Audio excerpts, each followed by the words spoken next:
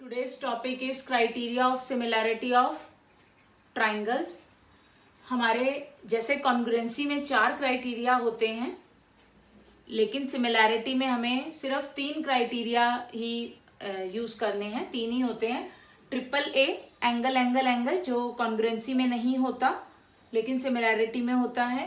Triple S side side side, S A S side angle side, और ये जो angle होगा ये इन दोनों साइड का इंक्लूडेड एंगल होगा। तो पहला क्राइटेरिया हम पढ़ते हैं। If in 2 triangles corresponding angles are equal, then their corresponding sides are in the same ratio, hence the triangles are similar. Triangle की सिमिलैरिटी के लिए 2 ही कंडीशन होती हैं। पहला, कॉरस्पॉन्डिंग एंगल इक्वल होने चाहिए, एंड सेकंड, कॉरस्पॉन्डिंग साइड्स का ratio same होना चाहिए। तो एक पहला क्राइटेरिया जो हमारा ट्रिपल ए क्राइटेरिया है वो ये क्या कहता है कि अगर किसी एक ट्राइंगल के एंगल्स किसी दूसरे ट्राइंगल के कॉरस्पॉन्डिंग एंगल्स के इक्वल हो,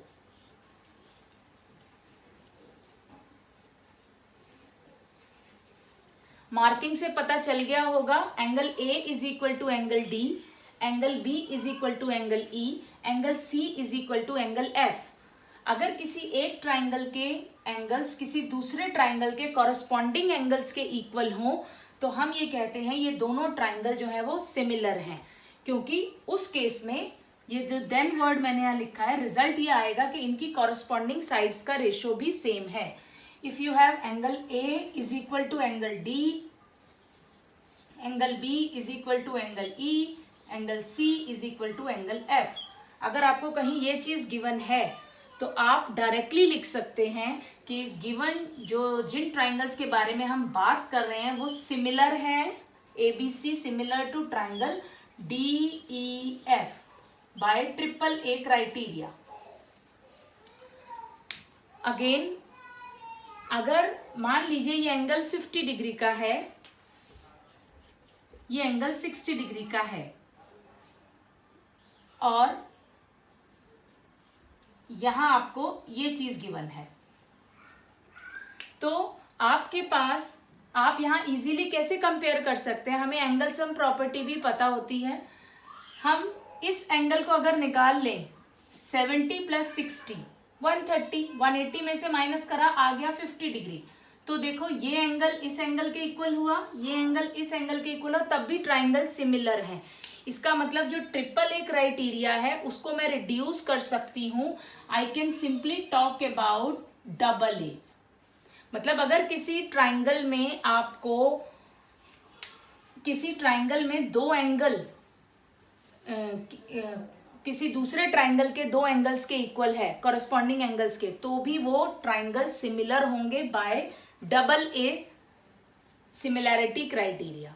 तो हमने ट्रिपल ए को रिड्यूस करके डबल ए कर लिया, वो भी कर सकते। Second criteria is if in any 2 triangles sides of one triangle are proportional to the sides of other triangle, then their corresponding angles are equal and hence triangles are similar. इस criteria को बोला गया triple S, that mean side side side. Again एक चीज को ध्यान रखना है, कॉन्ग्रुएंसी में एस एस एस का मतलब होता था वहां भी side side side, but sides एक ट्राइंगल की साइड दूसरे ट्राइंगल की साइड के इक्वल होती थी। लेकिन सिमिलैरिटी में इक्वल का कॉन्सेप्ट नहीं है, साइड के साथ प्रोपोर्शनल होनी है। Means if we are saying A B, then AB upon DE, AB upon DE, ये हो गया रेशो। ये रेशो किसके इक्वल होना चाहिए, जो दूसरी साइड्स हैं, BC upon EF and CA upon FD. See the name I am writing, CA लिखा है तो FD लिखूंगी। If I will write AC then I will write DF. Name पे बहुत फोकस करना है। अगर किसी 2 ट्राइंगल में आपके पास ऐसे साइड्स का रेशियो सेम हो जाए, then you will say that these 2 triangles A B C similar to triangle D E F by S S S similarity criteria. So this was the second criteria. Now we will move towards third criteria. Third criteria is if one angle of a triangle is equal to one angle of other triangle. दो triangle आपको screen पे दिख रहे हैं यहाँ पर board पर. आपको किसी एक ट्राइंगल का एक एंगल दूसरे ट्राइंगल के किसी एक एंगल के इक्वल किया. Suppose I take angle A is equal to angle D. Angle A is equal to angle D. ये चीज आपको गिवन हो and the sides including these angles, और ये एंगल जिन साइड से बन रहे हैं उनका रेशियो अगर सेम हो. लाइक एंगल ए को बनाने वाली साइड है बी ए एंड सी ए, तो बी ए और इसके लिए हमने यूज करनी है ये ED side. ED is equal to C A upon F D.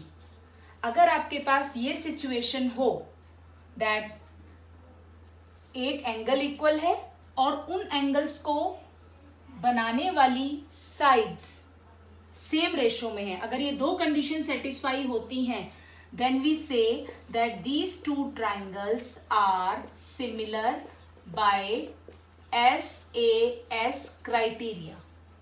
अब इसे SAS इसलिए बोला गया है क्योंकि जो यहाँ एंगल आ रहा है वो दोनों साइड्स के का इंक्लूडेड एंगल है.